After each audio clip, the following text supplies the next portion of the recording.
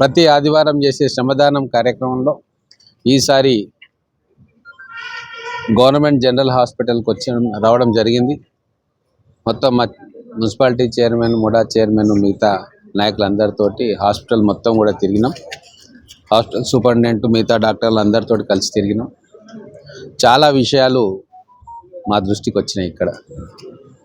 ఇది మొత్తం మహబూబ్ నగర్ జిల్లాకు గుండెకాయ లాంటి హాస్పిటల్. పేద ప్రజలకు ఏం జరిగినా కూడా మొదట తలుపు తట్టేది ఈ హాస్పిటల్కే.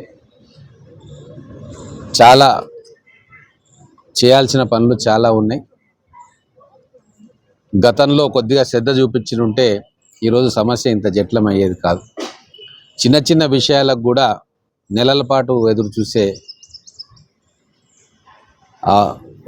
చూసే సందర్భం మాకు కనబడ్డది.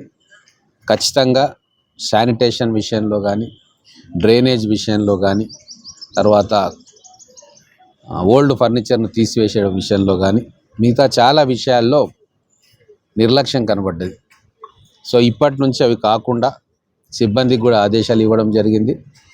ప్రతి నెల 1వ తారీఖు, 15వ తారీఖు క్లీన్లీనెస్ డ్రైవ్ పెట్టుకొని మాలో ఎవరమన్నా ఒకరం, నేను కానీ, చైర్మన్ గారు కానీ, ముడా చైర్మన్ గారు కానీ, ఎవరో ఒకరు వచ్చి విజిట్ చేస్తాం. ఎవ్రీ 15 డేస్కు మానిటర్ చేస్తాం. ఈ రాబోయే 1-2 సంవత్సరాల్లో ఈ హాస్పిటల్ను అన్ని రంగాల్లో ఇంప్రూవ్ చేస్తాం. ఎక్కడెక్కడ బడ్జెట్ పెట్టాలనో అక్కడ బడ్జెట్ తీసుకుంటాం. కలెక్టర్ గారికి కూడా చాలా విషయాలు వారి దృష్టికి కూడా ఉన్నాయి. ఒక యుద్ధ ప్రాతిపదిక మీద మన హాస్పిటల్ సర్వీసెస్ని ఇంప్రూవ్ చేసే ప్రయత్నం చేస్తాం. ఒక్కోసారి చాలా బాధ అనిపిస్తూ ఉంటుంది. పేద ప్రజల ఆరోగ్యం విషయంలో ప్రభుత్వాలు కావచ్చు, అధికారులు కావచ్చు, ఎంత నిర్లక్ష్యంగా పనిచేస్తాం. కనీసం వార్డులను క్లీన్ చేసుకునే సోయి కూడా చాలామందికి ఉండట్లే. వాళ్ళ రూమ్ల వరకు వాళ్ళు క్లీన్ చేసుకొని కూర్చుంటారు. కానీ పేద ప్రజలు ఎట్లా ఉండాలి, వాళ్ళు ఎంబడొచ్చి అటెండెన్స్ ఎట్లుంటారు, వాళ్ళ కనీస సౌకర్యాలు ఏంది, వీటి గురించి ఎవ్వరు కూడా పట్టించుకున్న పాపన పోలే. సరే, గతంలో జరిగిన తప్పుల గురించి మాట్లాడితే ఏమొస్తుంది? భవిష్యత్తులో ఎటువంటి తప్పులు జరగకుండా వీలైనంత వరకు, ఒకవేళ అవుట్సోర్సింగ్ సిబ్బంది నిర్లక్ష్యంగా వ్యవహరిస్తే వాళ్ళని మారుస్తాం.